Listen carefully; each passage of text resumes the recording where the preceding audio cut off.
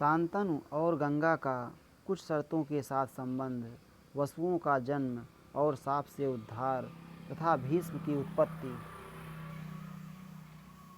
वैशंपायन जी कहते हैं, जन्मेजय, राजा शांतनु का मधुर मुस्कान युक्त मनोहर वचन सुनकर यशस्विनी गंगा उनकी ऐश्वर्य बुद्धि के लिए उनके पास आईं।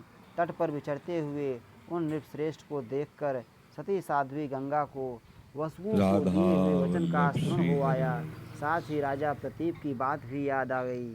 तब यही उपयुक्त समय है, ऐसा मानकर वसुओं को मिले हुए शाप से प्रेरित हो वे स्वयं संतानोत्पादन की इच्छा से पृथ्वीपति महाराज शांतनु के समीप चली आईं और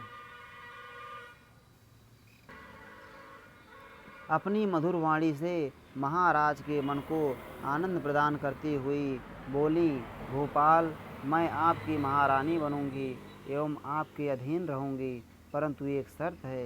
राजन, मैं भला या बुरा जो कुछ भी करूं, उसके लिए आपको मुझे नहीं रोकना चाहिए और मुझसे कभी अप्रिय वचन भी नहीं कहना चाहिए। पृथ्वीपते, ऐसा बर्ताव करने पर ही मैं आपके समीप रहूंगी। यदि आपने कभी मुझे किसी कार्य से रोका या अप्रिय वचन कहा तो मैं निश्चय ही आपका साथ छोड़ दूंगी। भरत श्रेष्ठ उस समय बहुत अच्छा कहकर राजा ने जब उसकी शर्त मान ली, तब उन नृपश्रेष्ठ को पति रूप में प्राप्त करके उस देवी को अनुपम आनंद मिला। तब राजा शांतनु देवी गंगा को रथ पर बिठाकर उनके साथ अपनी राजधानी को चले गए। साक्षात दूसरी लक्ष्मी के समान सुशोभित होने वाली गंगा देवी शांतनु के साथ गईं। इंद्रियों को वश में रखने वाले राजा शांतनु उस देवी को पाकर उसका इच्छानुसार उपभोग करने लगे। पिता का यह आदेश था कि उससे कुछ पूछना मत, अतः उनकी आज्ञा मानकर राजा ने उससे कोई बात नहीं पूछी। उसके उत्तम शील स्वभाव, सदाचार, रूप, उदारता, सद्गुण तथा एकांत सेवा से महाराज शांतनु बहुत संतुष्ट रहते थे। त्रिपथगामिनी दिव्य रूपणी देवी गंगा ही अत्यंत सुंदर मनुष्य देह धारण करके देवराज इंद्र के समान तेजस्वी नृपशिरोमणि महाराज शांतनु को, जिन्हें भाग्य से इच्छा अनुसार सुख अपने आप मिल रहा था, सुंदरी पत्नी के रूप में प्राप्त हुई थीं। गंगा देवी हाव भाव से युक्त संभोग चातुरी और प्रणय चातुरी से राजा को जैसे जैसे रमाती, उसी उसी प्रकार वे उनके साथ रमण करते थे। उस दिव्य नारी के उत्तम गुणों ने उनके चित्त को चुरा लिया था, अतः वे राजा उसके साथ रति भोग में आसक्त हो गए। कितने ही वर्ष, ऋतु और मास व्यतीत हो गए, किंतु उसमें आसक्त होने के कारण राजा को कुछ पता ना चला। उसके साथ इच्छा अनुसार रमण करते हुए महाराज शांतनु ने उसके गर्भ से देवताओं के समान तेजस्वी 8 पुत्र उत्पन्न किए। भारत, जो जो पुत्र उत्पन्न होता उसे वह गंगा जी के जल में फेंक देती और कहती, वत्स, इस प्रकार साप से मुक्त करके मैं तुम्हें प्रसन्न कर रही हूँ। ऐसा कहकर गंगा प्रत्येक बालक को धारा में डुबो देती थी। पत्नी का यह व्यवहार राजा शांतनु को अच्छा नहीं लगता था, तो भी वे उस समय उससे कुछ नहीं कहते थे।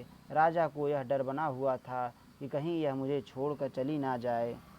तदनंतर जब 8वां पुत्र उत्पन्न हुआ, तब हंसती हुई सी अपनी स्त्री से राजा ने अपने पुत्र का प्राण बचाने की इच्छा से दुख आतुर होकर कहा, अरे, इस बालक का वध ना कर। तू किसकी कन्या है? कौन है? क्यों अपने ही बेटों को मारे डालती है? पुत्रघातिनी, तुझे पुत्र हत्या का यह अत्यंत निंदित और भारी पाप लगा है। स्त्री बोली, पुत्र की इच्छा रखने वाले नरेश, तुम पुत्रवानों में श्रेष्ठ हो। मैं तुम्हारे इस पुत्र को नहीं मारूंगी, परंतु यहाँ मेरे रहने का समय अब समाप्त हो गया। जैसी कि पहले ही शर्त हो चुकी है। मैं जन्म की पुत्री और महर्षियों द्वारा सेवित गंगा हूँ। देवताओं का कार्य सिद्ध करने के लिए तुम्हारे साथ रह रही थी। ये तुम्हारे 8 पुत्र महातेजस्वी महाभाग वसुदेवता हैं। वशिष्ठ जी के शाप दोष से ये मनुष्य योनि में आए थे। तुम्हारे सिवा दूसरा कोई राजा इस पृथ्वी पर ऐसा नहीं था जो उन वसुओं का जनक हो सके। इसी प्रकार इस जगत में मेरी जैसी दूसरी कोई मानवी नहीं है जो उन्हें गर्भ में धारण कर सके। अतः इन वसुओं की जननी होने के लिए मैं मानव शरीर धारण करके आई थी। राजन, तुमने 8 वसुओं को जन्म देकर अच्छे लोग जीत लिए हैं। वसु देवताओं की यह शर्त थी और मैंने उसे पूर्ण करने की प्रतिज्ञा कर ली थी कि जो वसु जन्म लेगा उसे मैं जन्मते ही मनुष्य योनि से छुटकारा दिला दूंगी। इसलिए अब वे वसु महात्मा आपो वशिष्ठ के शाप से मुक्त हो चुके हैं। तुम्हारा कल्याण हो। अब मैं जाऊंगी। तुम इस महान व्रतधारी पुत्र का पालन करो।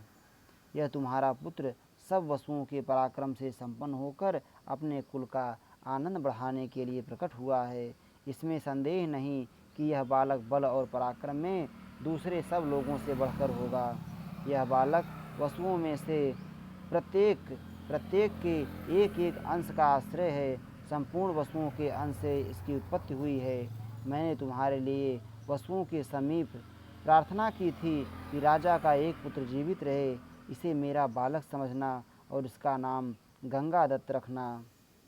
इति श्री महाभारते आदि पर्वणि संभव पर्वणि भीष्मोत्पत्त्वा 90तमो अध्याय। इस प्रकार श्री महाभारत आदि पर्व के अंतर्गत संभव पर्व में भीष्मोत्पत्ति विषयक 98वां अध्याय पूरा हुआ। श्री राधा वल्लभ लाल की जय।